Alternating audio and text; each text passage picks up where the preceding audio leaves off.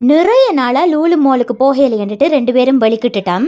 அங்க போய் ஒரு 2-3 ஹவர்ஸ் ஸ்பெண்ட் பண்ணிட்டு அப்படியே நல்லா சாப்பிட்டுட்டு வர்றது எனக்கு ரொம்ப பிடிக்கும்.